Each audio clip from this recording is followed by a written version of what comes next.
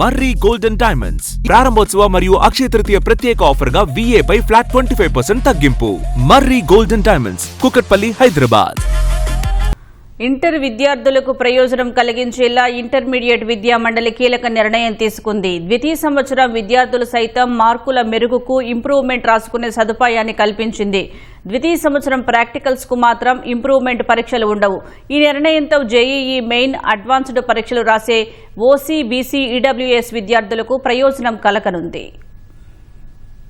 Inter ద్వితీయ సంవత్సరం విద్యార్థులకు మేలు చేసే నిర్ణయాన్ని ప్రభుత్వం తీసుకుంది. రెండవ ఏడాది చదువుతున్న విద్యార్థులు సైతం ఇంప్రూవ్మెంట్ రాసుకునే అవకాశాన్ని కల్పించింది. మంత్రి లోకేష్ సూచనతో ఈ మేరకు ఇంటర్మీడియట్ విద్యా మండలి ప్రకటన విడుదల చేసింది. ప్రథమ, ద్వితీయ సంవత్సరాల్లో ఫెయిలైన, ఉత్తీర్ణత సాధించిన సబ్జెక్టుల్లో ఇంప్రూవ్మెంట్ రాసుకునే అవకాశం కల్పించింది. దీంతో ఫెయిలైన సబ్జెక్టులను మళ్లీ రాయడంతో పాటు పాస్ అయిన వాటిలో మార్కులను మెరుగుపరుచుకునే అవకాశం ఉంటుంది. ఇప్పటి వరకు సీనియర్ ఇంటర్ విద్యార్థులకు ఈ వెసులుబాటు లేదు. ప్రథమ సంవత్సరంలో అన్ని సబ్జెక్టులు ఉత్తీర్ణులైన వారికి మాత్రమే అవకాశం ఉంది. కానీ కర్ణాటక, హర్యానా తదితర రాష్ట్రాల్లో అమలు చేస్తున్న విధానాలను అధ్యయనం చేసిన ఇంటర్మీడియట్ విద్యా మండలి ప్రథమ, ద్వితీయ సంవత్సరాల్లో అనుత్తీర్ణులైన, పాస్ అయిన సబ్జెక్టుల్లో ఇంప్రూవ్మెంట్, ఫెయిల్ అయిన సబ్జెక్టుల్లో ఉత్తీర్ణత కోసం పరీక్షలు రాసుకునే సదుపాయం కల్పించింది. ఈ అవకాశం ప్రథమ, ద్వితీయ సంవత్సరాల్లో ఒక్కొక్కసారి మాత్రమే ఉంటుంది. ఇంటర్ ఫలితాలు వచ్చిన సమయంలో చోటు చేసుకుంటున్న విద్యార్థుల ఆత్మహత్యలు సమాజాన్ని కలసివేస్తున్నాయి. వీటిని నివారించేందుకు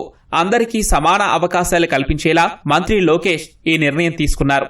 ద్వితీయ సంవత్సరం ప్రాక్టికల్స్ కు మాత్రం ఇంప్రూవ్మెంట్ పరీక్షలు ఉండవు.